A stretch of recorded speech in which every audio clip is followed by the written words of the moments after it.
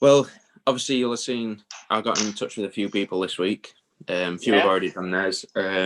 Just from different backgrounds. Obviously, lockdown's been utter dreadful for us all, especially playing golf. Yeah, outdoor it's sport. not really give you much, has it really? No. So obviously, got in touch with yourself. Playing. How have you found lockdown? It's the first one I thought was more of a real lockdown. Like I'm gonna say it's in like a 3-stager, isn't it?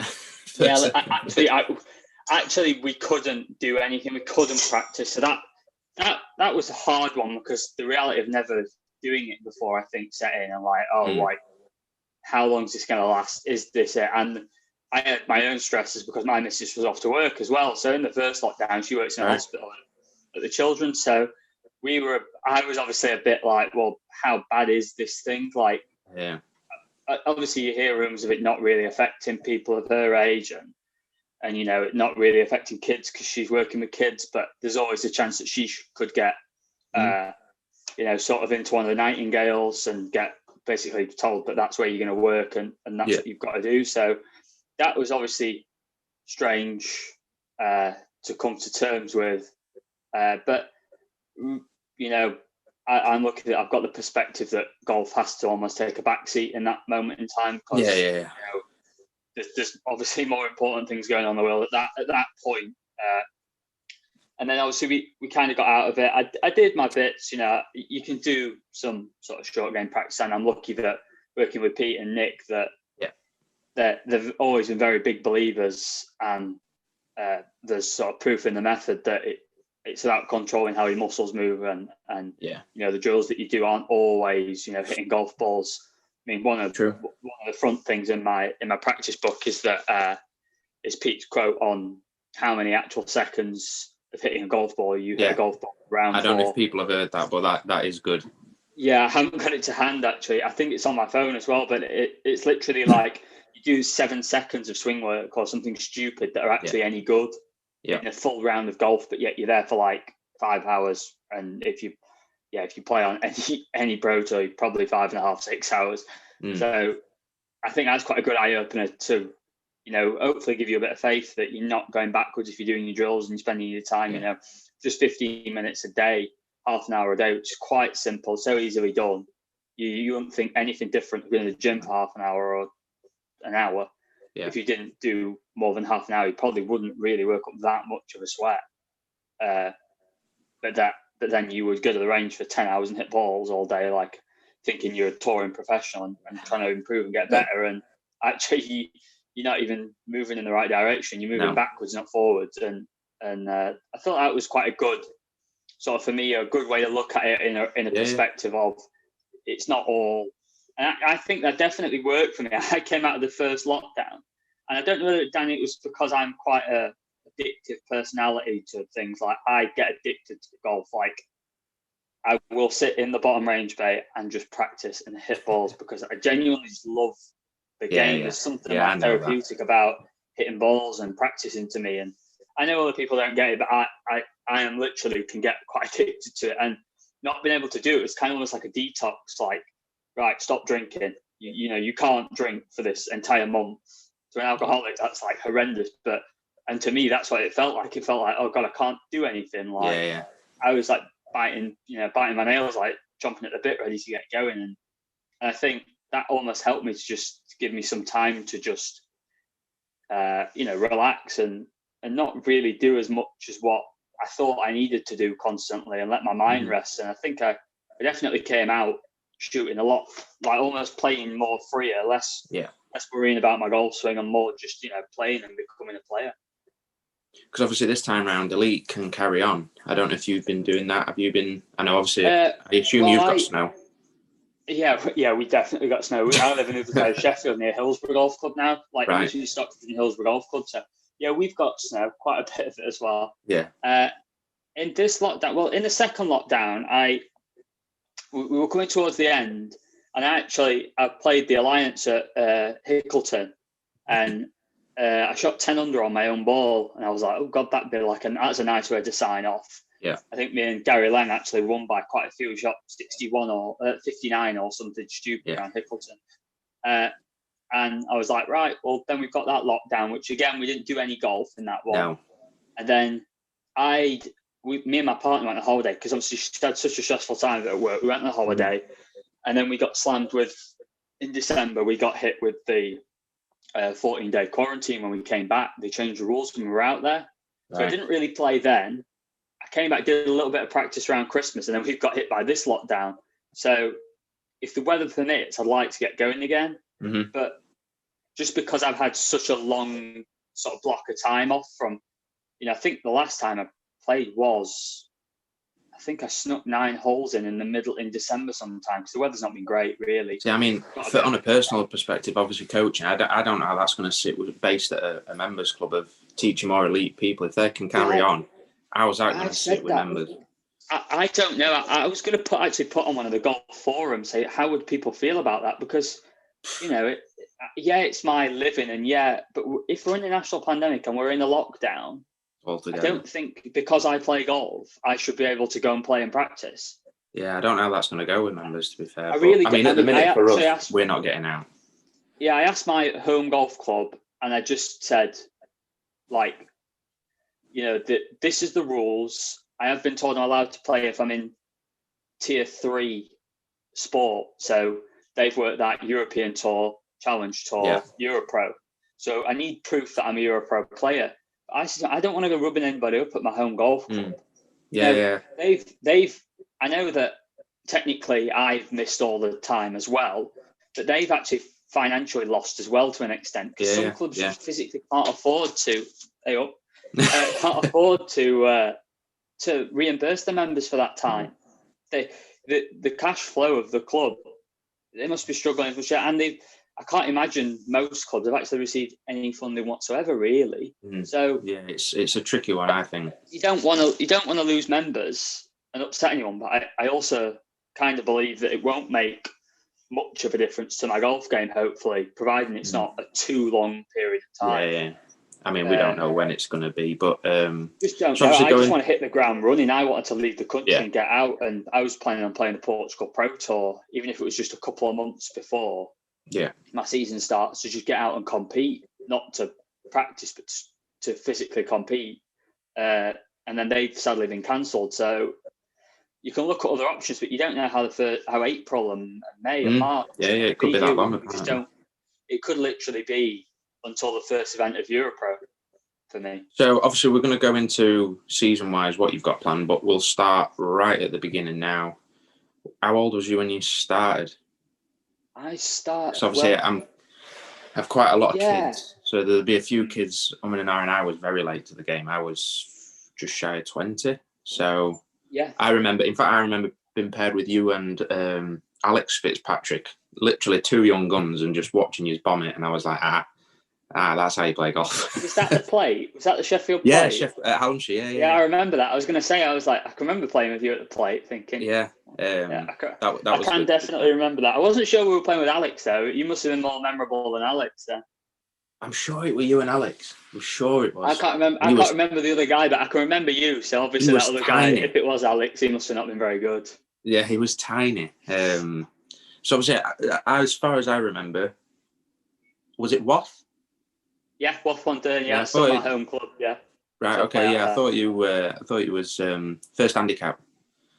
First handicap, 24 at the Grange Park. That's where I was a member of to start with, and I was about 12 or 13. Okay.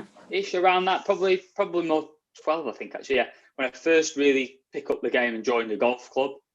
I used to play very rarely, sort of once or twice a year with my dad at the Hillies up in Barnsley, just as a 9-hole, and because my granddad used to play, and then my granddad got me playing a little bit, and then I decided that I wanted to play a little bit more full time when I stopped playing football, and then I did loads of other sports as a kid. I love volleyball. I played field hockey. I played loads of other bits, tennis, everything at school. I know me and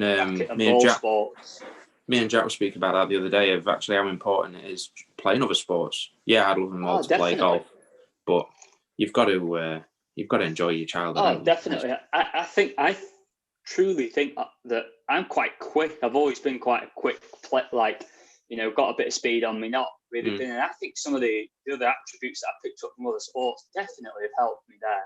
You look at the guys now; they're athletes. Yeah. I imagine Tony Finau could throw a baseball really quick. Like, they all look like they've got levers on them and they're strong athletes. They don't look like they look like they could move into other sports and they'd pick it up eventually. Yeah. So last handicap. So you started last handicap. I've still got one. So when this new thing came in, I asked for a handicap. So I ended up playing, because obviously we were having this book on thing, and they played a 4-ball better ball, and I rocked up booked on, because you can't just turn up and play, with 3 other guys, and they couldn't play the 4-ball better ball. The club let me because it wasn't official. Yeah. But I think it's plus 5 point something now. Yeah, you can get. I'm sure you can get an handicap with the new system. As a pro, I think it's just basically reactivated my old handicap, which was plus 4 point something when I turned pro, and obviously it's changed now. They've changed all the system. Yeah. Nice. Obviously, going from amateur to pro, some people have a big debate as the difference. Have you found much of a difference? Ability-wise, obviously, you'll have done all right there as amateur, and then going into the pro. What have you found different? Yeah, I think there's loads different. I do think there's loads different. I just think that there's almost less, not fear in the game, but you play completely different golf courses, which are just asking you to go under par. Mm-hmm. I think you put if you put a pro game around a Lytham golf course, which we play in amateur golf quite a lot, mm-hmm. I still think it wouldn't be miles apart the top elite amateur to what I'm playing at now. It's just the fact that you're playing golf courses with, that are par 72, that have got 4 or 5 par 5s, and they're all pretty gettable, and like, you need to shoot, you just need to go under par constantly. And I think that breeds a great mindset, and I think you see that in college golf in America, and that's why they probably do come out on top against us within terms of their younger pros turning pro and being better players, because they're not asked to shoot level par around Lytham and stand there at the end, be really happy with like 9 over for 4 rounds. They're asked to shoot 9 under for 2 rounds and be 3 shots back. Yeah. And there would be 5 people behind them on 8 under par. Yeah. I do think it breeds a different mindset, a different, and maybe that's just golf in the UK. Maybe that's just because we have such variable weather and such golf courses that sometimes the wind blows in the wrong direction. You're chipping 7-iron from 140 yards. Yeah. I remember I played around Donnytown Moor a year ago, and I didn't start on the last. I finished. I made a bogey on 18, which is the par 5, like the only par 5 on the golf course, and shot 60. And everyone was like, "Oh my God, he's a bottle job." And then I got loads of comments saying, "Oh God, how's he done that on that doesn't even count. It's 5,700 yards. It don't count. That's not even a proper golf course." I'm like, I was hitting a full-blooded 7-iron from 130 yards on one hole. You still got to do the score. My knackers off, and it was so cold, straight into a breeze. And I'm like, these people don't understand how different golf courses can play in different countries. And it was a couple of American guys that are like, well, if it's not 7.5, it don't count because I'm hitting wedge from 150. You're like, well, and if you play on that constantly, and then next week you get quite an easy golf course, I think the scores vary so much in amateur golf, and sometimes they don't see that, and they don't change the tees and don't move things about to make it easier for them when the conditions are tough. So then it reflects that that these guys are so much better. And I don't think there is that much difference, to be honest. Because obviously, amateur-wise, good amateur career, represented England. Yeah, Brab winner. Country a couple of times. Yeah, played for. Brabazon, was that the highlight? Yeah, it's a good one. I think it's a good one, but I think a personal highlight is. My dog's going to take my elbow off here. Come on. I think a personal highlight for me was walking down at the European Am with, playing when the national anthem's playing. You realise you're representing your country is quite. That's good. I mean, that's really, it does humble you. I think if in any sport you can represent your country, and then luckily the week after I got to represent Great Britain and Ireland, which is obviously towards a higher honour. But I do think representing your country and the group of lads that we had there, couldn't ask for a better group of lads that were more patriotic about wanting to win for the country. I mean, Gianmarco Trozzi, I mean, Jesus, the kid wears his heart on his sleeve. Like, I thought when we actually beat, I think it was in the semis, we beat a team, and literally I think it was Matty Jordan or something coming down the last hole or something, and a playoff to beat him. It was ridiculous, and you just get such a sense of like, it feels like it matters so much to you, and I think that's probably. I mean, winning the Brab's a great individual achievement, and the sport is very individual. But to get a chance to represent the team it does mean a lot, and I'd love to play a Ryder Cup. Who wouldn't? Who doesn't aspire to do that? And you've got to get your skates on. But I mean, I can understand how they feel. It must feel like Jesus. The pressure must be so on them. I don't know how they deal with that. I genuinely don't know how they deal with that. So obviously going into tour life, you could say, obviously it is literally your job. Best and worst experiences of being a golf pro. Now I'm in a bit of a different sort of side of things, more based on coaching and things like that. Yours is literally playing for a livelihood. So what is best and worst, would you say? It's funny, I'm trying to find the worst one. I mean, like, being away from your family and friends isn't good. I've had some bad experiences. I had a year where literally every time I had a rental car and a pop tyre, and then I was in the UK, and I think I had like 3 pop tyres or something stupid in like 4 weeks.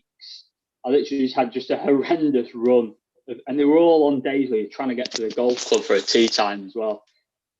But I don't really, you can get too bogged down in the negatives of being away from your family and friends, and not sort of driving up and down the country all the time and sorting everything out, booking hotels and things like that. I think, that's just part of the lifestyle that you choose, really. And you've got to, to be honest, we're doing what we love, so we can't moan. Yeah. And the guys that do moan, they're not going to help themselves, not going to help the performance. They're they're just looking for somewhere to vent. They don't mean to, be a moaner and miserable about things. It's just the way we're built. See it a little bit less in the Southerners than I do in the Northerners.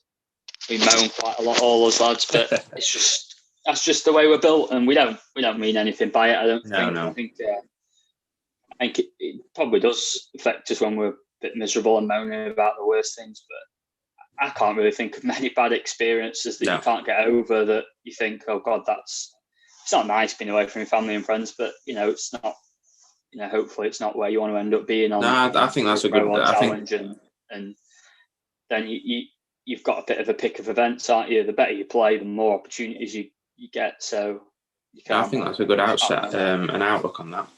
So obviously, being a golfer is very sort of single-minded, you could say. I had a few actually ask this as well when I sort of put out who was coming on. Best player you've played with? This one got my attention actually. It's a tough one. Who's the best player? I mean, there's loads of players with potential that I've played with. I mean, I played with Wilco Nienaber, who did well in South Africa. He bombs it. He was the best. I've seen longer. Oh, really? Yeah, there's a lot of attention with how far he is. He does bomb it. Don't get me wrong. He does bomb it, and there's a lot of bombers out there. But when I played with him, he didn't hit it like mental long. I mean, I played with him in Ireland, and he did bomb it. He did hit it a long way, but I don't think he was like immensely longer than when I played with Alex. Right. Yeah, because he does bomb it. Alex bombs it. See, and when you look at Wilco, you look at him and you do look up to him and go, big lad, like long levers and stuff. You look at Alex and you're looking down at him and you think, well, and then he hits it 40 by you on the fly and you think, wait a minute here. Yeah. I know Wilco's an absolute, he gets his club head speed up to like the 130s, doesn't he? But I mean, I've played with Ashton Turner. He gets it up to 130s quite comfortably. I'm sure Alex can get it up in the very high 120s now. So it's tough to say. I think the most impressive player I've played with a Portuguese kid. It's really going to annoy me, his name now. It was one of the Santoses, Hugo or Ricardo. And it wasn't because I thought he was the best player I'd ever played with. It's because I counted up the score at the end and he beat me by 5, and I thought I'd absolutely dicked him. Like, it was just that was just like so eye-opening for me in my development that it wasn't who was the most impressive player. When we signed for 65 at the end and he's signing for just get a job 62, done. It doesn't matter how impressive it is. There's loads of players with potential. Who's better? Alex flushes it, but is he better than his brother? Well, no. Matt's got 6 European Tour titles now or something. Played a Ryder Cup, top 20 in the world now. Mm-hmm. You put him on the range, and you'd probably pick Alex's game most of the time. But Jesus, you pick Matt's bank balance. Yeah. It really, I agree with that. Yeah, it's good. We see so many players that you think, oh, what a great player he can play. Or you watch him on the range, and then you go out and play with him, and you think, you just can't play the game. Yeah. So obviously, that's people who have impressed you. Strongest part of your game? Probably would say, oh God, that's a tough one. I drive it really good. I've always drove it really good. Yeah. When I'm on, don't miss fairways. I hit it a lot as well. I hit a lot of drivers. Generally, which is good. I always find that, it's a good one. That that's what I would highlight to when I have won and when I've played good. That I've drove it good and hold out quite nicely. Inside 10 foot, I don't miss much.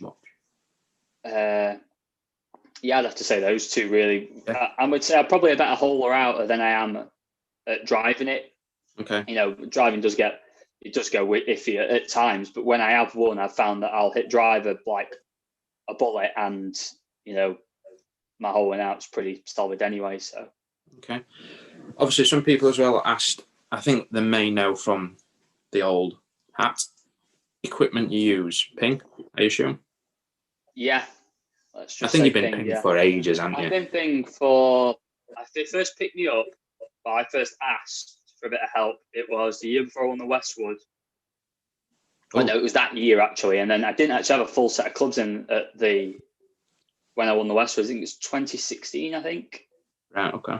So around that time. Now, yeah. So then it'd be 4 years now. I've always worked with them. I mean, I was supposed to be going in a couple of months ago to just have a checkup before the year starts. Obviously, haven't had time to do that, but yeah, full pinged out. I mean, I'll use the Volt putter. I've used the Woods, full set of the Woods. I actually use a really old hybrid, the G series, because it's just good. Never really use a 4 and a 5 iron in the 210s, and then 6, 7, 8, 9 in the S55s. I went back to them. Right. I went back to them a couple of weeks before I shot that 10 under at Hickleton, just because I felt like I was using a full set of I-10s and I felt like I was getting a bit of jumpers. Mm-hmm. Just they were sort of coming off a bit hot. So I went back to those and then shot 10 under and was like, yeah, I think I'll stay in. And then I've dabbled on and off with Vokey wedges. I actually used them last year. On and off with using a couple of Ping ones in like pitching wedge. Yeah. 52 Ping wedge and a couple of Vokeys. I just really struggled with my short game a little bit, and I'd always used them as a kid and not really settled in with the Ping wedges since I sort of moved to them. And I think I've always really tried really hard to I actually got a new set of the answers to test out, which I'm waiting to do, and I'm waiting to get them on some turf and see how they are. But I'm just going to use the best stuff for me at the moment in time. I mean, you're trying to move on and progress up the levels. If there's something that you feel like there's an inch, and Ping will always, the products are always really good, and they will always try to sort of get something that's better. And generally they have.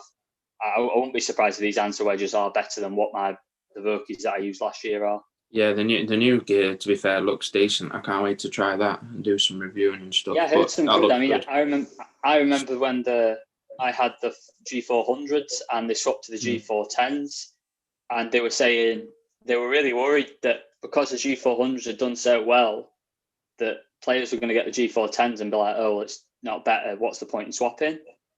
And I remember him saying that Jimenez and Montgomery actually literally were on the range in Dubai and ordered a full set of the G410s. And we said that's when we knew we made a better product. So if they're saying that this one's better, then it will be better. Yeah. Because they were actually genuinely worried that they weren't going to get better than the G400 when I. No, I've heard good stuff about them, to be fair.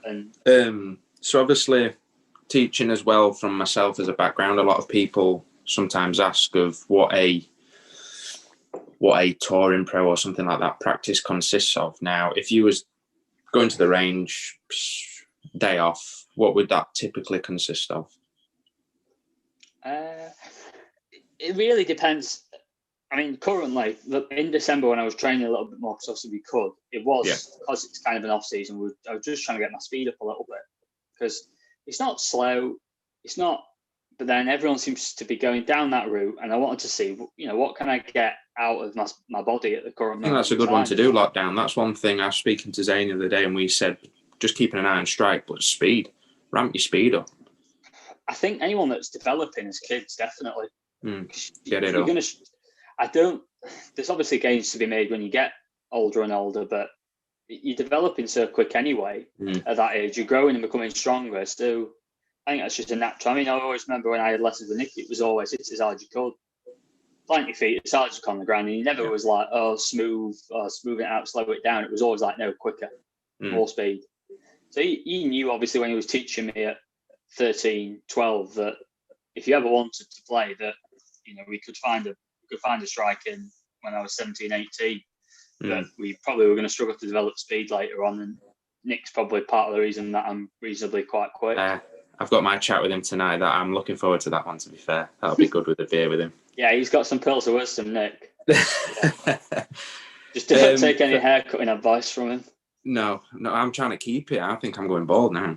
Yeah. So schedule for this year. Have you got your schedule sorted? Schedule's just going to be full on Europro, really. I mean, obviously it was I was going into Portugal to play the Pro Tour that got cancelled before. Yeah. Like I did that last year before the first lockdown.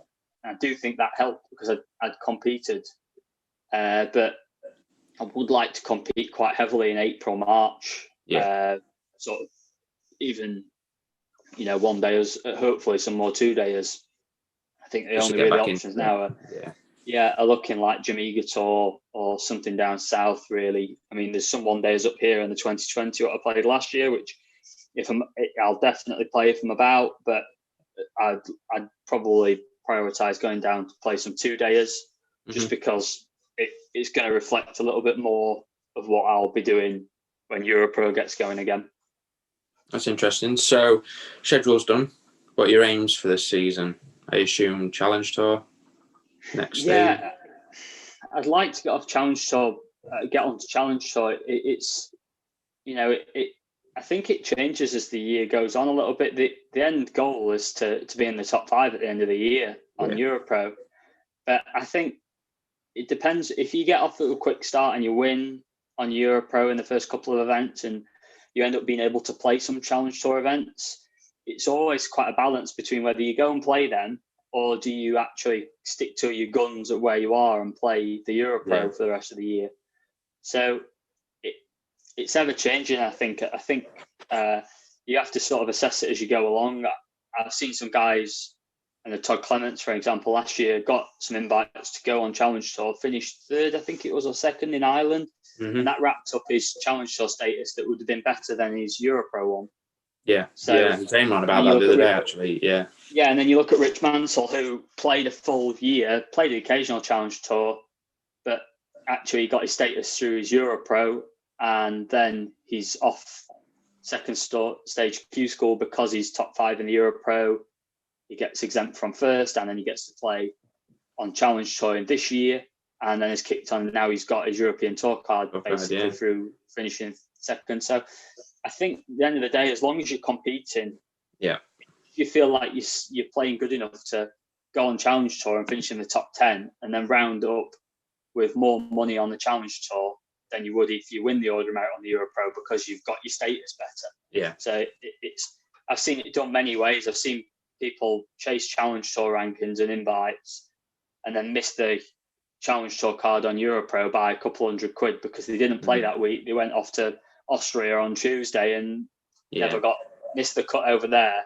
and then it ended up kicking him in the backside at the end of the year. So that's what a lot of people probably don't see as well. Of they might see or watch the Euro Pro and go, "Oh, he's there, he can go off to there." But like you say, you could potentially miss out on.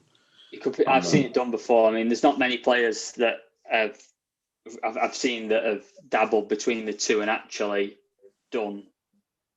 You know, unless you've won on the challenge on the Euro Pro, if you've probably not got enough money in the kitty in your order of merit to then start thinking, right, well, go take that challenge for him. Like.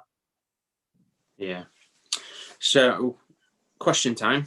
These are 5 which have been plucked out from everyone's emails. Just 5 standard questions. Favorite player of all time? I think you're my generation, so I don't know if you're going to go the same with me. Favorite player of all time? Jesus, I think that's a tough one. I'd have to say Stenson. Oh, I weren't expecting that. I thought you might have been a Tiger fan. No? See, I didn't. I disgracefully didn't watch golf. Like my old university coach, Darren Gass, was like, "You really need to screw up on your golfing knowledge." Like he used to bat, and I'm like, "Who's he?" Like he put me against Trevor Immelman once, and I was like, "Who's that guy?" Like never heard of him. And he's like, "Really?" I'm like, I've always been a player of sport, not a watcher of sport. I've always preferred to do it then and to be involved in it myself than to actually sit down and watch it. So I missed the Tiger era to an extent. Right. Even though I was doing it, I wasn't watching it going on. I was playing in my early years. I'd literally play 36 holes in a day and practice in between. Yeah. Like, that's just what I did. Okay, that's fair enough. Still a good player. I'm not taking anything away from Stenson. No, favourite club in the bag. That is ball. Favourite club in the bag? Yeah. At the moment or ever?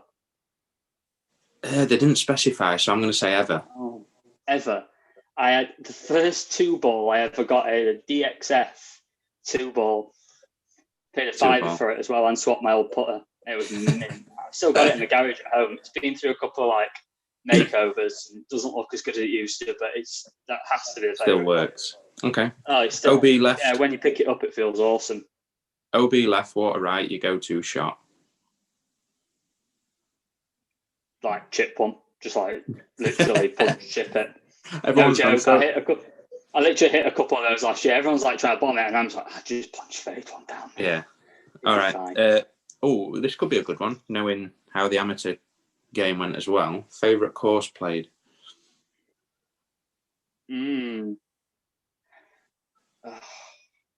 See that it's a good one. The favourite course I've actually played, if I would play every day of the year, would have to be the Berkshire. Right. Okay. Good try. It's just so good. It's just so fun. Like all the par fives, all the chances, the par threes all mint. Just great golf course, and that's because it's fun. I mean, I played County Down. I played the old course. I played the one I played for GP&I, which was called Linna Golf Club in Finland. That was amazing because the condition was unbelievable. But if I was going to play one golf course for the rest of my life, I'd play the Berkshire because it's just so fun. Fair enough. Favourite major you'd want to win? Is it offensive to the Open to say you'd rather win the Masters? No one's even. I might as well not have put the US Open PGA in because no one's gone between. Yeah, but no one's. Yeah, I don't. Yeah, sadly not. But I feel like it's quite offensive for any English person to be like, "Oh, I don't want to win the Open because it's." Well, I'd rather win the Masters. The Masters is like how the Masters is a smaller field as well, isn't it? Yeah. Normally it's like less than 100 players, but I mean, it's got to be the Masters, hasn't it? Yeah, I don't think anyone else. I mean, don't get me wrong. You wouldn't grumble about any of the four. Ever. No. To have your name on a trophy like that next to the best players in the world and the best have ever been, you won't moan at any of them because the best players like Tiger have got a name on all of them, haven't they? So, but yeah, maybe one day. Yeah, I think the Masters because you'd want to pick your Masters dinner next year, wouldn't you, as well? Oh, go on then. What would you have? It's got to be Sunday roast, hasn't it? Proper Yorkshire. That's the only thing it can be. Sunday roast and some Tetleys. Cup of tea. Tetleys, good choice. Well, anyway, that's everything from me, Nick. Thank you for joining. Hopefully, some people got a bit of perspective. I know there'll be a lot of young'uns who have probably watched this as well, which will be good. Just give them an insight.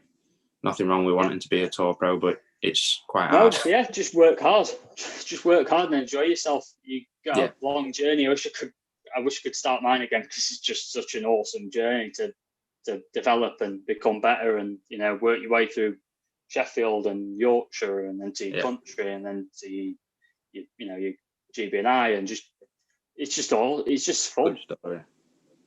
It's great. Yeah, well, that's great. Thank you very much for joining me. Anyway. No problem. No problem. Take care. I'll see you soon. Take care. Bye bye. Yeah, bye.